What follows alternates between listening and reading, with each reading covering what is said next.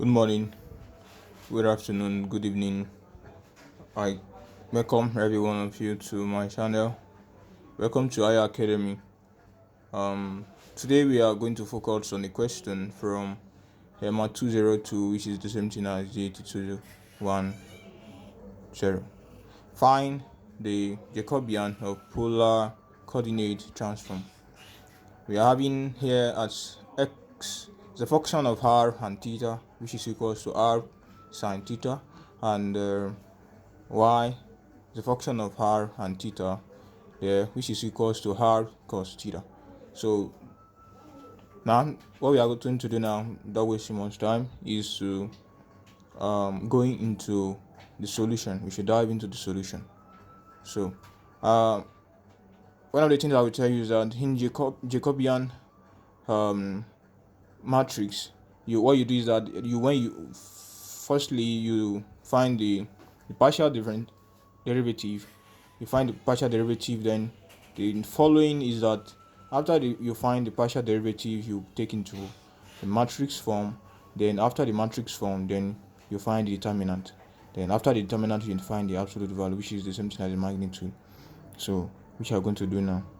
So always note that when you have one of the trigonometric identities, is that when you have sine square a plus sine cos square a is equals to 1.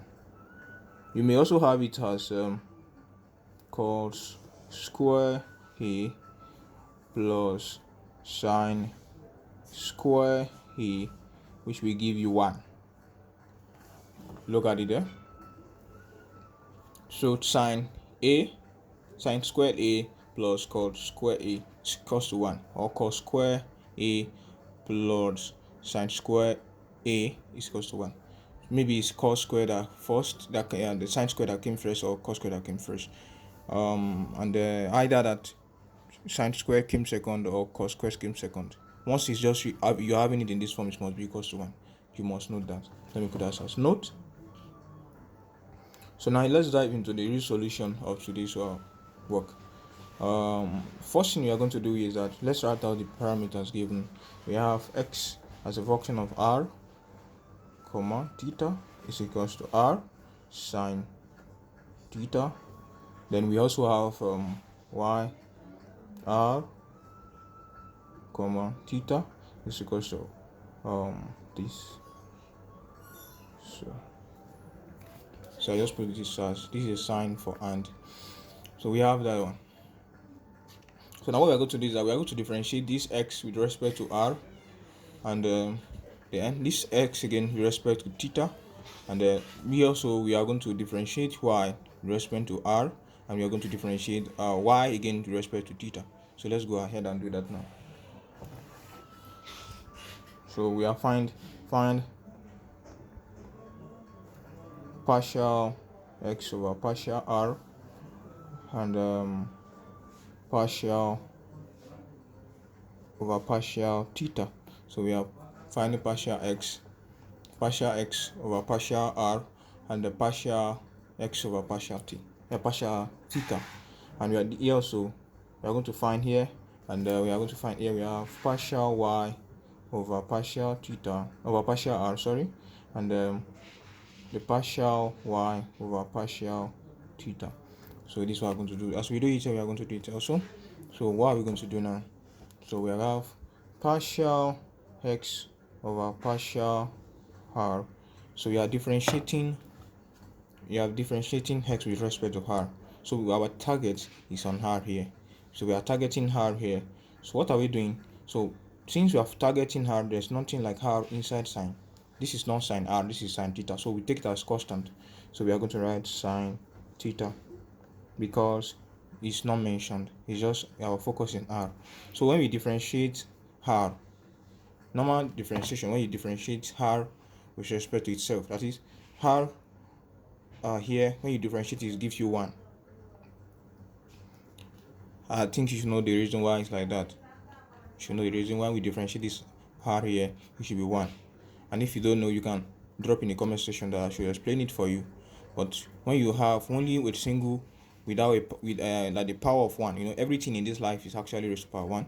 Look at r here. R is raised to power. R is raised to power invisible one, is divided by one, and it's also multiplied by one. Because if you say r raised to power one is still r divided by one is still r multiplied by one is still r. So that is that. So we have partial x over partial r is equals to 1 times this one to give you sine theta. Also we have partial x over partial theta, partial x over partial theta. So this time around we are going to the same thing again. We are going to what we have used before. We are going back to it. Then what we are going to do there is that this one and this one, our target is we are focusing on x and we are focusing on theta. So r will be recognized as a constant. So we are going to write out r. Is that taken now? Now look at here. We are having sine theta. Sorry, we are having sine theta. So sine theta here is we're going to differentiate, because sine theta is the one that is carrying. Look at here. We are going to differentiate x with respect to theta. So and here we are having x here, and here we are having theta. So our r here will be taken as constant because there's nothing like theta in r. So we have it written already. So we have this one. Sine. When you differentiate sine, to give you cos. I always tell my friends that when a sinner comes to church, it become a what? I give his life to Christ, then he become a Christian. So I always say from a sinner to a Christian. That is from sine to cos. So then you differentiate from sine to cos. So that's cos here. So what do we now have? We have that partial x over partial theta will give you r cos theta. So that one is the dream of that one is achieved. We have achieved that one. So this one time this is actually this. So now our other goal is that we have partial y over what? Partial r. So partial y over partial r. So our partial y over partial r is we have to take cos theta as a constant, because our target is from differentiating y with respect to this r. So we have cos theta. Cos theta will be taken as a constant. Cos theta. Then we have differentiating this r as we have done it before here. It gives you 1. So therefore we have partial y over partial r here. This one time this one will actually give us cos theta. Yes. And also we have partial y over partial theta. Partial y over partial theta. What do we have there? We have it as, look at the y here and look at theta here. So we are going to take r as a constant. Then when you differentiate cos, when a Christian leaves the church, that is he becomes his backslided and enter the world, we say he becomes a sinner. Then it's a minus to the church, because we will not love to come to church again. So we take that person as a minus to the church. Therefore it becomes a sinner. So we have sine theta, which is we have minus r sine theta. So we have minus r sine theta. So minus r sine theta. So now what we're going to do now is that we're going to bring everything together, and we have partial x over partial r is the same thing as sine theta, and our partial x over partial theta is actually the same thing as r cos theta. Then our partial y over partial r is the same thing as cos theta. Then our partial y over partial theta is actually the same thing as minus sine theta. Now, as you have it like this, you have our partial x over partial r, the values here.